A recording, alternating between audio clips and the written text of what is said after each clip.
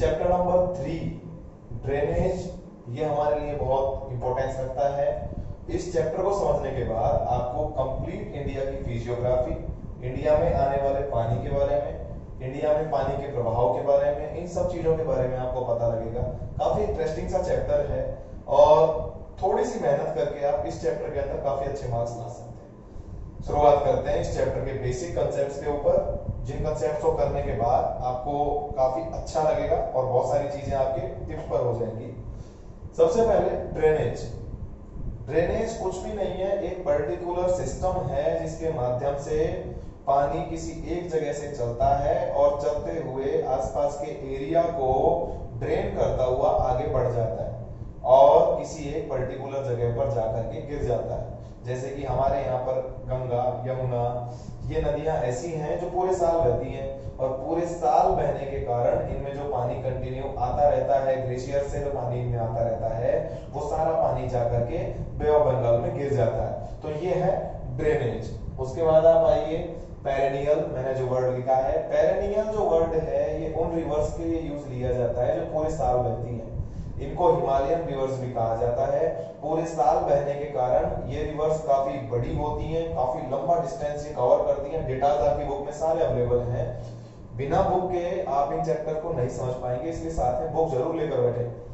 Complete आपके पास जो perennial reverse हैं वो बहुत बड़े बड़े मैदानों को बनाती हैं। आपके यहाँ पर गंगा, उसके अलावा ब्रह्मपुत्र, जिसे सांगपो भी कहा जाता है, ये रिवर्स ऐसी हैं जो कि काफी बड़े एरिया को ड्रेन करती हुई जाती हैं और अलग अलग मैदानों का निर्माण करती हैं। एक रिवर हमारे यहाँ की बहुत इंपॉर्टेंस रखने वाली थी लेकिन अभी वो पाकिस्तान चली गई, उसे इंडस रिवर कहा गया है। वो भी एक पेरेनियल रिवर है और उसमें से भी काफी ज्यादा मात्रा में पानी एक जगह से दूसरी जगह शिफ्ट होता है। नेक्स्ट पॉइंट पे आते हैं पेनिनसुलर।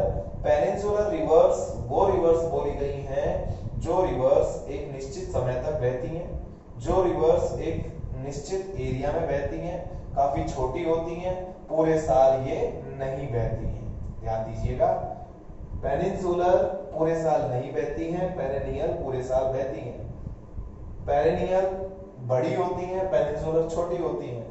पेरेनियल इंडिया के नॉर्दर्न पार्ट में पाई जाती हैं जबकि पेनिनसुलर इंडिया के सदर्न पार्ट में पाई जाती हैं।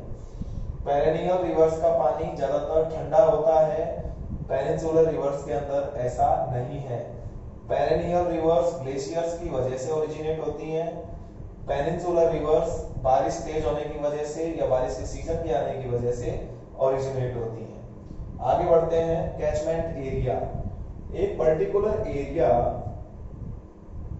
जिसके अंदर पानी एक जगह से फ्लो करता हुआ आता है, किसी भी पर्टिकुलर एरिया के अंदर जब पानी इकट्ठा होता है, चाहे वो माउंटेन के ऊपर से आए, चाहे वो किसी स्लैंटिंग लैंड के ऊपर से आए, तो वो जो पूरा एरिया है वो एरिया कैचमेंट एरिया कहलाता है।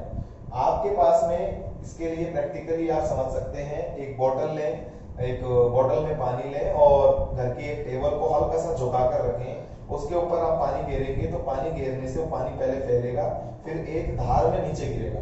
तो जिस पर्टिकुलर एरिया को वो गीला करता हुआ जा रहा है, कवर करता हुआ जा रहा है, उस एरिया को कैचमेंट एरिया बोला जाएगा। और क्योंकि वो टेबल स्लैंटिंग पोजीशन में है तो पानी हमेशा ग्रेविटेशनल पुल की वजह से जमीन की तरफ जाएगा। तो यहाँ पर भी सेम ऐसा ही होता है। उसके बाद आइए वाटरशेड। वाटरशेड ड्रेनेज बेसिन की तरह ही होता है लेकिन ये थोड़ा छोटा होता है। जब नदी किसी पर्टिकुलर एरिया से बहकर निकलती है तो वो उस पर्टिकुलर एरिया को भिगोती हुई आगे जाती है, कंप्लीट ड्रेन करती हुई जाती है। उस कंप्लीट प्रोसेस के अंदर जो चीज बनती है वो वाटरशेड कहलाती है। ड्रेनेज बेसिन से वाटरशेड थोड़ा सा अलग होता है। ड्रेनेज बेसिन थोड़ा बड़ा होता है, वाटरशेड छोटा होता है। वाटरशेड कुछ पर्टिकुलर जो बड़ा बेसिन है उसको दो हिस्सों में डिवाइड करने का काम करता है। उसके बाद आइए, आपके पास में जैसे मैंने यहाँ पर लिखा है perennial river system, peninsular river system, इस तरीके से आप इसके बीच में डिफरेंस लिखेंगे और ये डिफरेंस आपको मिलेगा टेबल 3.1 में। ये डिफरेंस आपको मिलेगा टेबल 3.1 में। इसके अलावा फिगर 3.2 जो कि इंडिया का रिवर मैप है मोस्ट इंपॉर्टेंट है। इस चैप्टर को समझने के लिए आपको उस पूरे मैप को जरूर से जरूर एक बार देखना होगा। इसके अलावा डिफरेंट डिफरेंट रिवर्स हैं, बहुत सारी ऐसी नदियां जो कि बहुत कुछ आपको दिखाती हैं। अब आप आइए इस मैप की तरफ। मैप के अंदर आप देख सकते हैं हम नॉर्थ से साउथ तक और वेस्ट से ईस्ट तक का एरिया लेते हैं। हमारे यहाँ पर बहुत सारी नदियां बह रही हैं, जैसे कि गंगा एरिया अपना कवर करती हुई और बे ऑफ बंगाल में अपना पानी ड्रेन कर देती है, यमुना भी यहीं से बह रही है। इसके अलावा इंडस रिवर इस एरिया को कवर कर रही है। इंडस रिवर में से टोटल 5 नदियां अलग अलग निकल रही हैं। इसके अलावा ब्रह्मपुत्र रिवर इधर से जाती हुई और नमचा बरवा से वापस इंडिया में एंटर करती है। अरुणाचल प्रदेश का एक हिस्सा नमचा बरवा, वहां से ये वापस एंटर करती है और इसको सांगपो बोला जाता है चाइना में। इंडिया में इसका नाम है ब्रह्मपुत्र। तो इस तरीके से इंडिया में पेनिनसुलर रिवर्स नहीं होकर के पेरिनियल रिवर्स काम करती हैं। आपने देखा कि इसने ज्यादातर सिर्फ और सिर्फ इंडिया के नदर पार्ट को लिया है।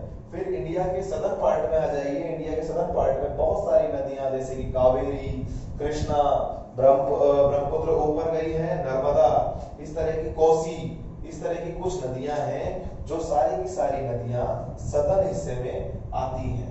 पानी कहीं ना कहीं जरूर ड्रेन होता है। आप सभी को पता है जब नदियां बहेंगी तो कहीं ना कहीं वो पानी जरूर ड्रेन होगा।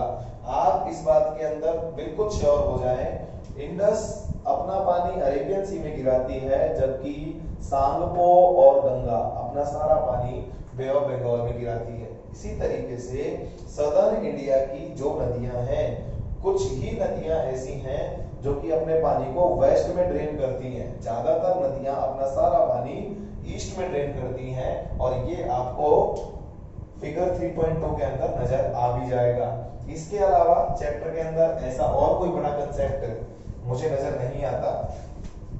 ये चैप्टर डेटा बेस्ड है, इसको आप तसल्ली से एक बार पढ़ेंगे तो आपको समझ में आएगा। इंपॉर्टेंट ड्रेनेज पैटर्न्स आपने क्लास 9th में भी पढ़े हैं, डेंड्रेटिक पैटर्न्स वगैरह हैं, इन सबको आप तसल्ली से एक बार देखेंगे। इसके अलावा ड्रेनेज सिस्टम्स ऑफ इंडिया, मैंने आपको 2 ड्रेनेज सिस्टम यहाँ बता दिए, पेरिनियल और पेनिनसुलर, ये आपको तरीके से याद करने हैं। इसके बाद आगे बढ़ते हुए इवोल्यूशन ऑफ हिमालयन ड्रेनेज, ये आपको कुछ पुराना हिस्टोरिकल पार्ट बताया गया है कि जब हिमालय का निर्माण हुआ तो हिमालय क्योंकि ऊंचा है और हिमालय के ऊपर ग्लेशियर्स भी पाए जाते हैं, तो ग्लेशियर्स के मेल्ट होने की वजह से बहुत सारा ऐसा पानी है जो ऊपर से नीचे की तरफ फ्लो करता है और वो सारा का सारा पानी उसको जहां जहां रास्ता मिलता है, जहां जहां उसका कैचमेंट एरिया काम कर रहा है, वहां से होते हुए और सीधा अपने उस पर्टिकुलर पॉइंट पर गिर जाता है जहां पर उसको ड्रेन होना है। इसी तरीके से आगे बढ़ते हैं। इंडस रिवर सिस्टम के बारे में आपको बताया गया, जितना इसमें एरिया बताया गया उसको आप तसल्ली से पढ़ें, समझें। डिफरेंट डिफरेंट रिवर्स के नाम यहाँ पर बताए गए हैं, इनके बारे में आप काम करें। फिर ब्रह्मपुत्र है और फिर ड्रेनेज सिस्टम्स के अंदर पेनिनसुलर की बात आ गई, जितना मैंने आपको बताया ऐसा ही यहाँ पर है। पेनिनसुलर ड्रेनेज सिस्टम के अंदर भी इन्होंने बोला है बहुत सारी चीजों के बदलाव की वजह से समय के साथ साथ जो हमारा जो दक्षिणी हिस्सा था, जितना हमारा जो पेनिनसुलर प्लेट्यू का हिस्सा था वो पहले बहुत ऊंचा था, लेकिन समय के साथ साथ वो डिप्लीट होता गया, घटता गया, कम होता गया, हाइट उसकी कम होती चली गई और बीच का हिस्सा ऊंचा रहा और साइड के हिस्से किनारे में बदल गए।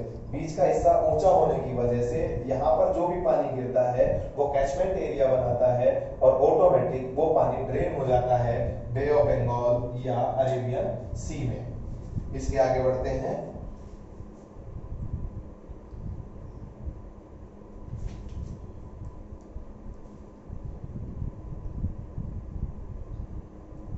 इसके आगे ऐसा कुछ खास आपकी बुक में नहीं दिया हुआ है, जो दिया हुआ है वो सब आपने यहाँ पर पढ़ लिया है। रिवर रिजाइन्स की बात है, यहाँ पर quantity of water flowing in the river channel is not the same throughout the year. बिल्कुल सही है, नदियों में पानी पूरे साल एक जैसा नहीं होता। होता। जैसे कि पेनिनसुलर रिवर्स के अंदर पानी जो है सिर्फ बरसात में आता है, और पेरिनियल रिवर्स के अंदर ज्यादातर पानी फ्लो करता है गर्मियों में, जबकि ज्यादा से ज्यादा बर्फ पिघलने लगती है। इसके विपरीत सर्दियों में पानी कम हो जाता है, और पेनिनसुलर रिवर्स के अंदर जब मौसम नहीं होता बरसात का तो बिल्कुल भी पानी नहीं पाया जाता।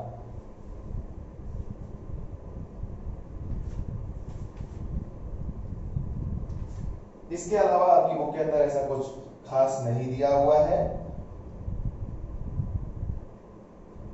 कुछ आपको यहाँ पर टॉपिक्स दिए हुए हैं पेज नंबर 30 पर ग्रे बॉक्स में, इसको आप तसल्ली से एक बार सर्च आउट कर सकते हैं।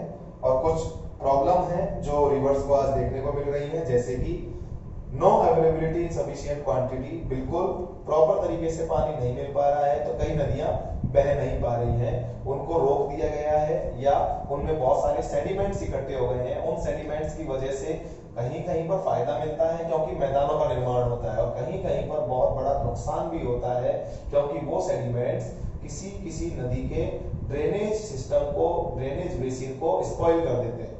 इसके अलावा रिवर वाटर पॉल्यूशन, आप सभी को पता है आज के समय में काफी पॉल्यूशन पानी के अंदर हो रहा है। Load of silt in the river water, बिल्कुल सही है, सिल्ट धीरे धीरे आज रिवर में बढ़ता जा रहा है। Uneven seasonal flow of water, seasonal flow तेज हो जाना, कभी कभी कम हो जाना, ये बिल्कुल आपके इस नजर में भी है। कहीं पर जब पानी की मात्रा ज्यादा होती है तो फ्लो बढ़ता है, जैसे ही मौसम बदलता है फ्लो डाउन हो जाता है। River water disputes between states, बहुत सारे स्टेट्स आपस में नदियों के पानी को बहाने या रोकने के चक्कर में लड़ाई कर लेते हैं। इसके बारे में कर्नाटक केरला का डिस्प्यूट काफी बड़ा है। इसके अलावा sinking of channels due to the extension of settlements toward the Thal valley, बिल्कुल सही। समय के साथ साथ लोगों ने अपने नदियों के किनारे पर मकान बनाना ज्यादा शुरू कर दिया, इस वजह से नदियां छोटी होती जा रही हैं, और इसी का बड़ा कारण है कि ज्यादातर नदियों में फ्लड आने लगे हैं क्योंकि पानी की मात्रा ज्यादा होती है और उसको बहने का मौका नहीं मिलता। तो ये सारी ही बातें आपको इस पूरे चैप्टर के अंदर देखनी है। बाकी बुक की एक्सरसाइज आपको कंप्लीट